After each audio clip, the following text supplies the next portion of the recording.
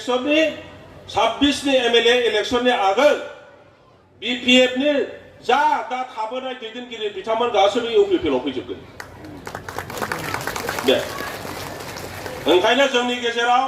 नांलायनांगौ खमलायनांगौ गैया नेताया सोर जों उमुगब्लासो जागोन जों जेबो मोनाखिसै बोराबनाय खुद्रिनाय नै बेबायदि थायोब्ला दलाव आघात फैयो मास मोनथाम लथारसै मास मोनथाम आब' ओइ माबा अरुणोदय आं मोनाखै ओइ माबा अनसाय माबा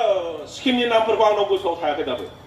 उमुक मोनाखै जोंना सेल्फ हेल्प ग्रुपआ ओरै होनलांथारदोंमोन दैदेनगिरिया ओरै दाबो मोनाखै जों थाला जों गैला माब्लाबाबो दाबो जोङो थांगोन जयैब्लासो जों थांगोन जै गोग्लैबाय जयैनो गोग्लैजोबनानै हाखराव थांगोन खिन्थु हाखराव गोग्लैनाय लुबैदों ना जोङो जयैनो गसंनो लुबैदों जों गसंनोसो लुबैयाखै होनबा गतिके मोननाय मोनै जानाय जायैखौ नैबे समाव खुगायाव दालाबो जोङो खौसेथानि साहानि खोलानि सोनाबनि होनलायलायनो दा प्रयोजन गैया हालुवायाबो जोंनि मानसि साखरियालाबो जोंनि मानसि हिनजावाबो जोंनि मानसि हौवायाबो जोंनि मानसि लेंग्रायाबो जोंनि मानसि फुटबलाराबो जोंनि मानसि बेमारियाबो जोंनि मानसि फालुवानाबो जोंनि मानसि मिन्थिबाय बे रोखोमसो रावखौबो जुजाय माइगाब खालामनो नाङा बयबो ज' थागोन ज'यैनो मावलांगोन दिनै जि नुबाय नोंथांमोना नाहर आब'आ एसे गसंनाय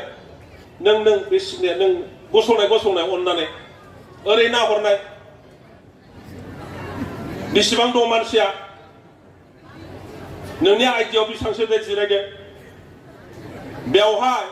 सियारखौ बसायदों 10,000 सियार 10,000 सियारा थोआखिसै हनै सेंग्राफ्रा लाबोनानै बैयाव दोनबावनांबाय बेखौनो लाङै लाङै बसायगासिनो दं 10,000 जाबायब्ला दाख्लै बुंखानाय जादों जे सासे मानसिया बे फार्स्ट पेज सेकेन्ड पेज होनलायनाया जे सासे मानसिया न'खरनै खांनांगौ न'खर मोनसेयाव बेसेबां थायो भटआलाय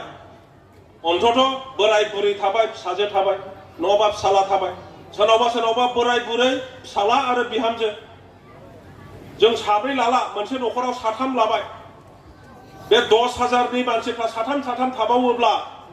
अब्ला बेसेबां जागोन 30,000 जाया मायावथ' जेनबावनांगौ जोंलाय बाय जेननायनि अंक फैयो नामा बे अंकखौ जाया उल्था देखायगोन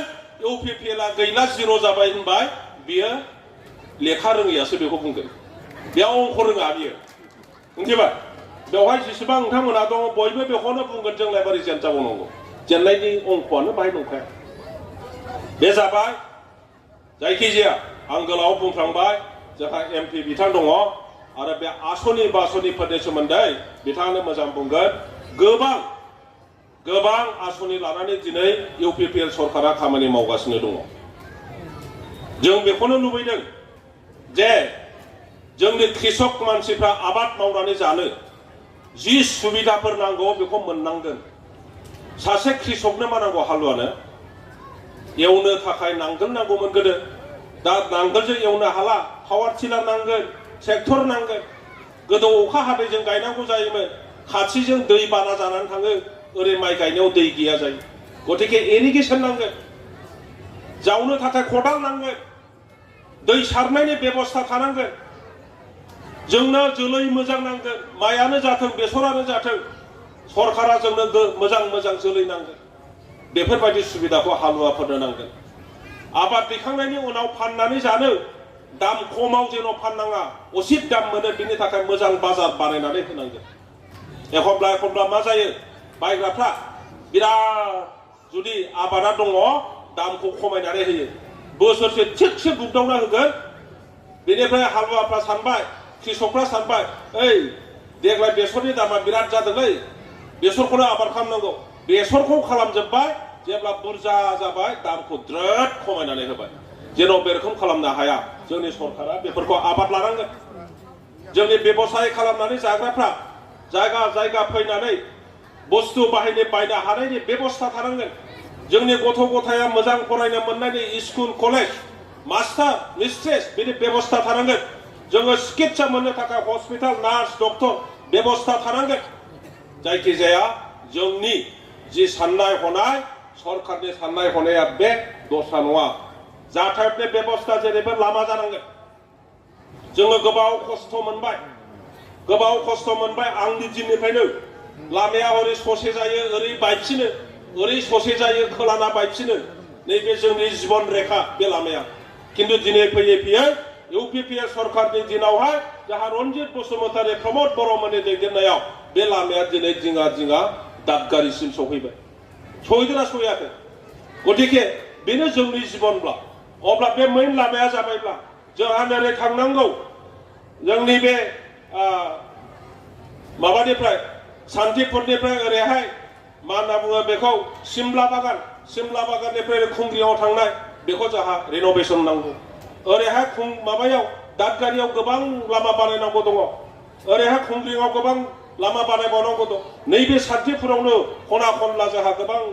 लामा बानायबावनांगौ दं नाखेरदारानिफ्राय ओरै साहा थांनाय नाखेरदारानिफ्राय खोलाहा थांनाय खावला बाजारनिफ्राय आरोबाव साहा थांनाय गोबोरखियाव थांनाय ओरैहाय सिमला बागाननिफ्राय गोबोरखिथिं थांनाय बेफोरबायदि लामा जोंहा गोबां मावनांगौ दङ नोंनि बे सेलेखानि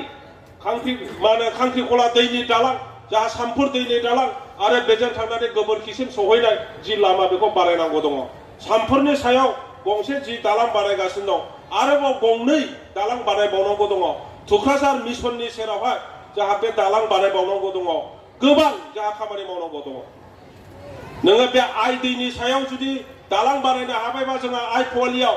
जोङो मानो बे दौसिजों सिद्दा जोंहा दाउखा बाजाराव ओंखारहैनाय बे दालांखौ जों मानो बानायनो हाया सानसे बेलासि जों बेखौबो बानायगोन ओरैहाय मालि बिथानिफ्राय दादगारियाव ओंखारहैनो हानाय बे दालांखौबो जोङो बानायगोन आरो बेबायदि जेराव जेराव नांगौ बेफोरखौ जों बानायगोन जोङो कलेज बानायदों रानिखाथायाव दिनै